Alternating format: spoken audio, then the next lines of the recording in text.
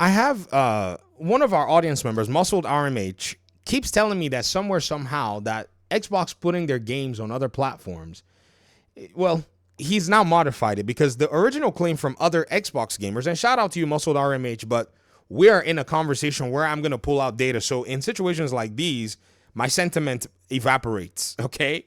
But I want to go ahead and ensure that you understand that I'm doing this from a perspective where we need to create a better understanding, because I got to tell you, your opinions seem to have been polluted by a lot of PlayStation gaslighters, and I'll show you how.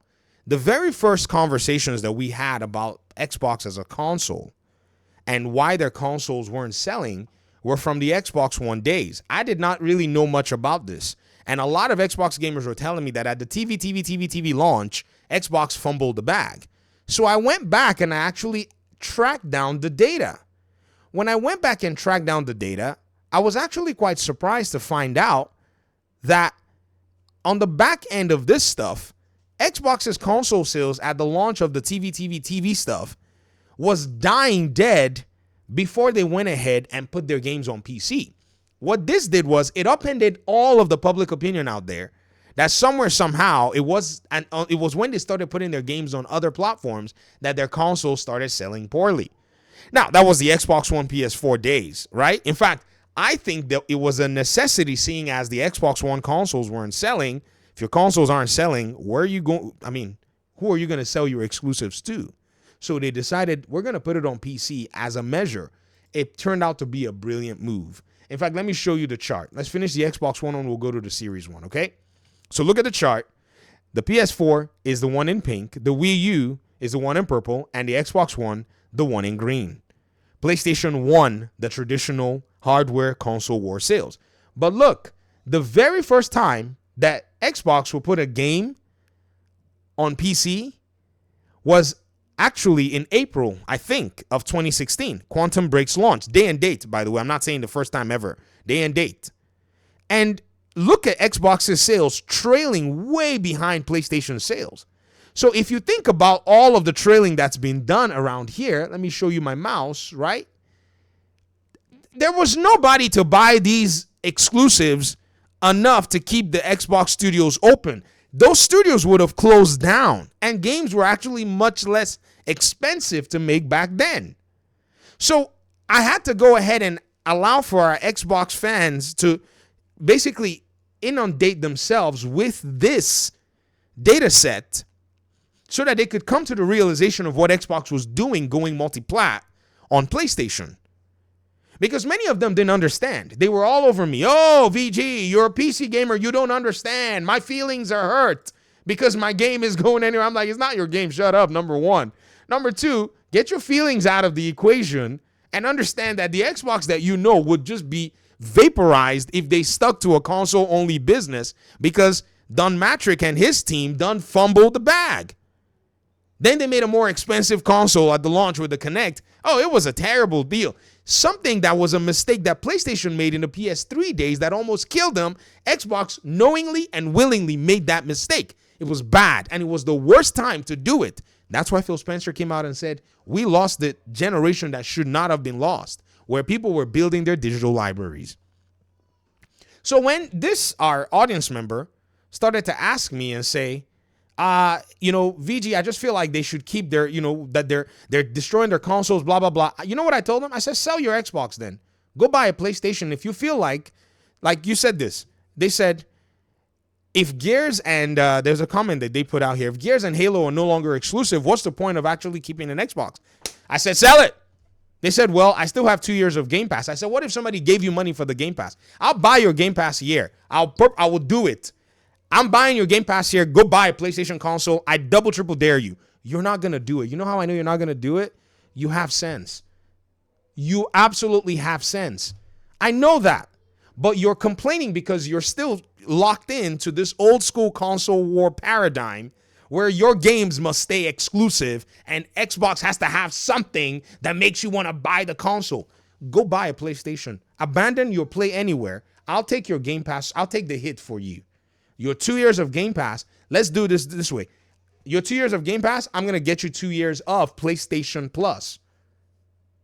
I'll hook you up with 2 years of PlayStation Plus. How about that?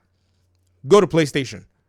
I'm on record saying it. I will get that gift card and I'll put it on your account. I'll DM you on Twitter.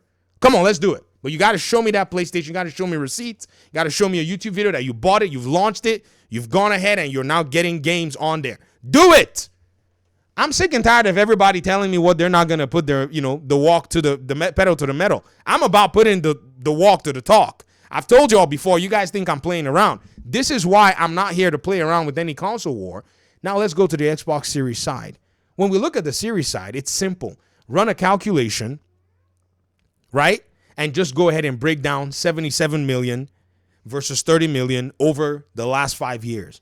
You're going to see that a similar trend continued as the people who were already buying the PS4 and moving to the PS5 were going to continue moving to the PS5. And those who stayed with Xbox were going to move to Xbox.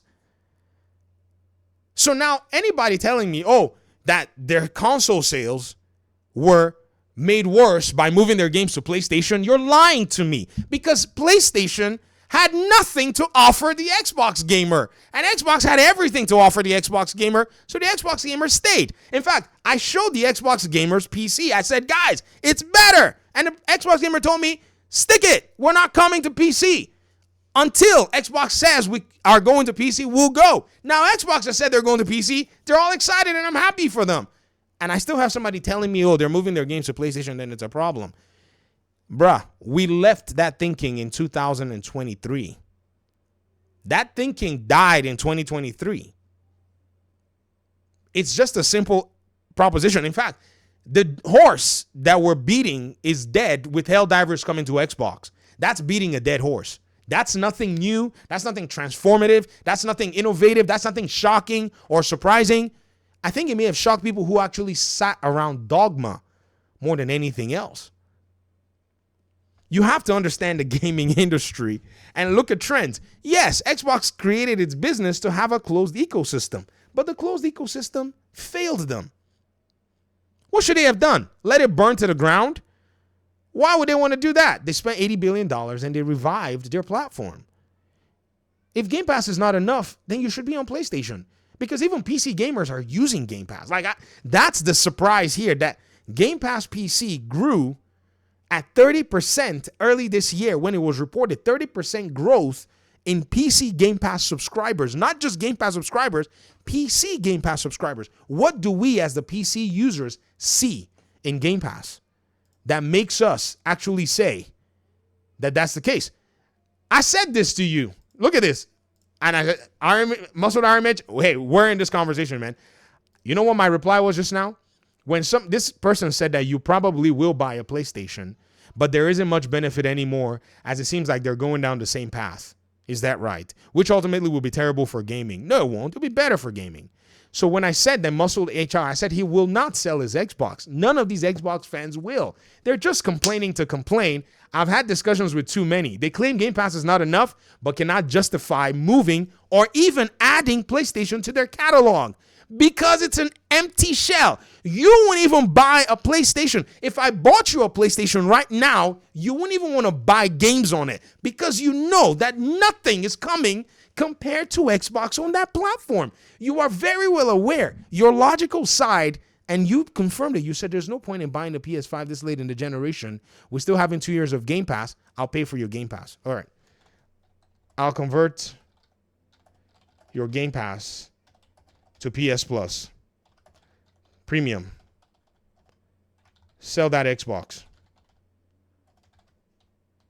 I'll commit to that. Thanks. Let's put our money where our mouth is. If you think Xbox sucks for putting their games on other platforms, show me that you're about the life. That's all I got to say. Thanks for watching the video. We'll continue with this conversation later. Let's see if Muscle RMH truly believes this or is being influenced, as many are and have been, about where Xbox is going in terms of that. In fact, you already saw the hints from that Michael Williams post. Well, it seems like they're going down the same path. Okay, let me see how this works out.